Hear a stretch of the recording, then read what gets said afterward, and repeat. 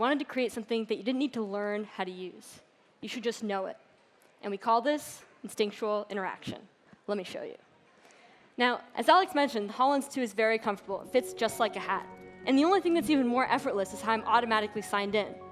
With Windows Hello and iOS authentication, the HoloLens 2 is actually signing me in as I put on my device. Now, not only does the HoloLens 2 recognize me, it also recognizes my hands.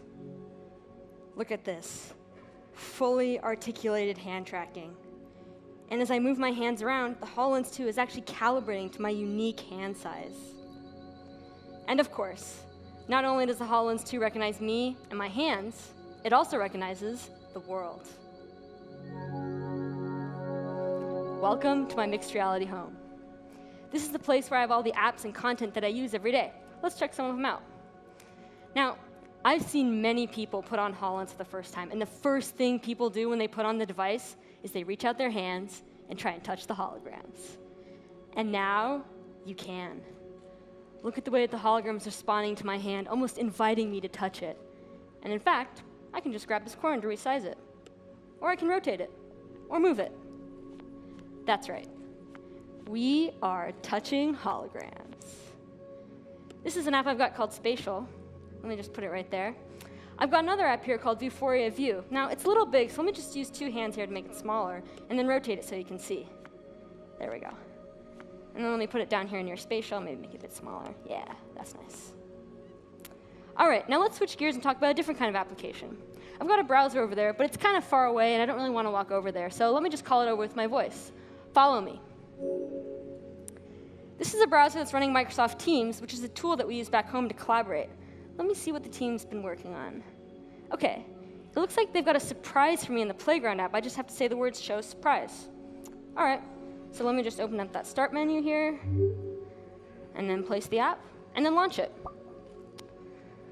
So now we're actually exiting my mixed reality home and going into an immersive experience. But notice that that browser that I had actually followed me in.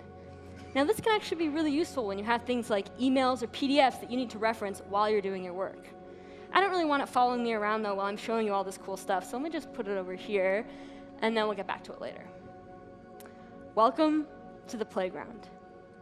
We spent years exploring and refining interactions for HoloLens 2. And the playground is just a tiny sampling of the many prototypes that we built, tested, and learned from. Our approach is basically to try out as many things as we could and look for the things that stood out. So for example, here I've got 3 sliders. Each of them is controlling this wind farm simulation, but each in a different way, using a different interaction technique. One of the things we tried is this touch slider here. So here I can just stick my finger in the slider and have it go to a particular value to control that wind speed there. It felt OK. We also tried this push slider.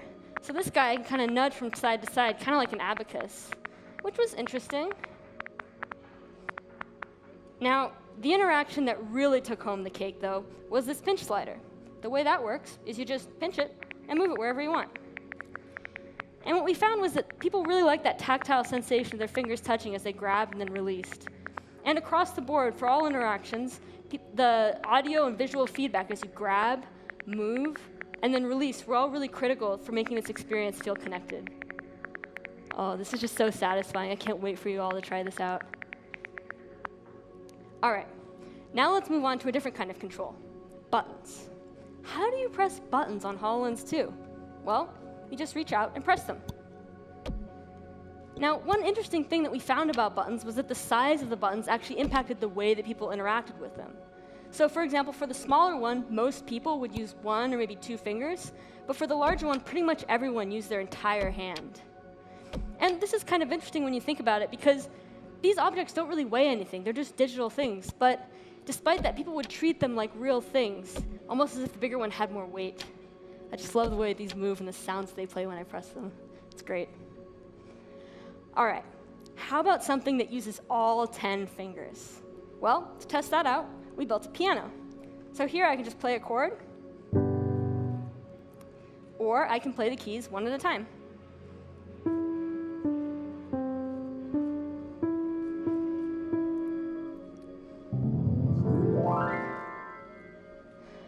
All right, so where's that surprise that the team had for me?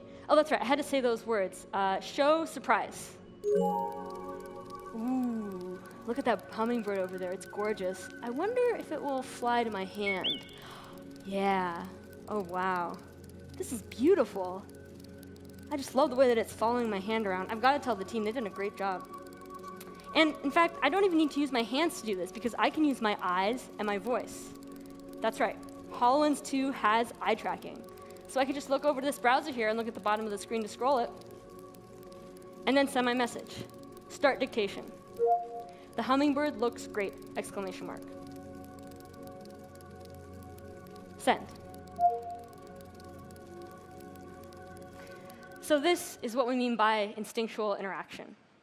By combining our hands, our eyes, and our voice, HoloLens 2 works in a more human way. Today, companies tackling the world's biggest problems are increasingly spread across the world. And the HoloLens lets us work together as if we were standing next to each other, face to face. To show you how that works, let me just flip into spatial here with my HoloLens 2 and materialize the room.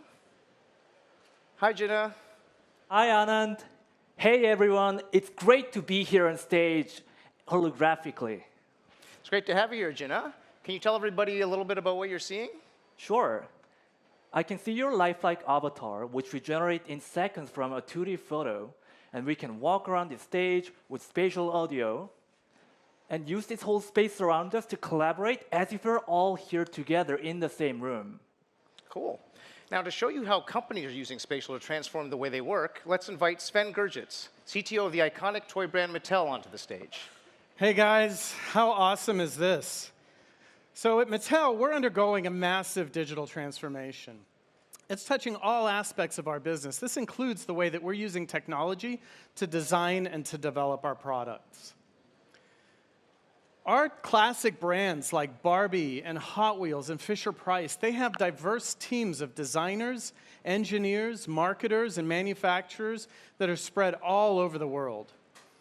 They can now come together in a spatial project room, reducing the need to travel as much to get everybody on the same page.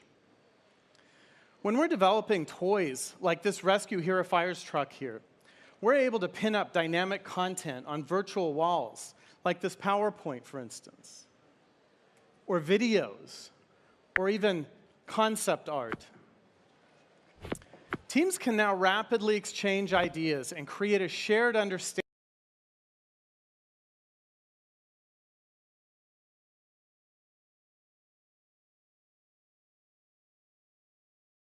to find potential issues much earlier in the cycle. For instance, guys, take a look at this wheel clearance here. Oh, yeah. I can see that's going to be a problem. So I can pull out my spatial phone app and write a quick note, and then just hit send. And it becomes a digital sticky note, which I can just grab and stick right onto the fire truck so that we can have engineering revise this later. We can also use spatial much earlier in our design process to ideate and generate inspiration. Okay, guys, let's come up with some ideas for a line of aquatic toys. Yeah. How about sea turtles? Oh, that's really cool. Let's try sharks. That's cool. How about jellyfish? So all we have to do is say the words, and they're instantly visualized right before our eyes. You can even click into one of these bundles, and they expand into a full-blown internet search, complete with 3D models, images, and web pages. Jinnah, why don't we click into just the images here so we can get some good inspiration for this new aquatic line? Sure. Every object you see in spatial is physical and tactile. So you can scroll through or pick up images you like and toss them up on the wall with physics. And we don't have to just stick with digital content. I can actually pull up these sketches I did on my phone last night using that same spatial app. I just pull up those photos and hit send, and they're instantly transformed into this digital environment. Nice drawings. It's so easy to fill up your room with ideas, so we built this tool to help you quickly organize all these ideas. So let me select all of these, and let's make a grid. Cool. This goes to the wall. Now, this entire room we've created is a persistent digital object that anyone can access or contribute to at any time. whether they're using an AR or VR headset, or even a PC or mobile phone. So that's right. Now we can have virtually rich visual rooms that we can keep up for the life of the product. That means no more tearing down war rooms all the time. So Spatial and HoloLens are helping us drive improvements in our digital design and development process, changing the way we create new toys. By bringing people together from all over the world to collaborate in the same virtual room, we're overcoming a natural barrier to our collective success. That's people's desire for direct face-to-face interaction when building commitment and trust. We're so excited to see faster time to market and reduced need to travel, as well as the many other benefits that we're going to unleash at Mattel as we collaborate in mixed reality.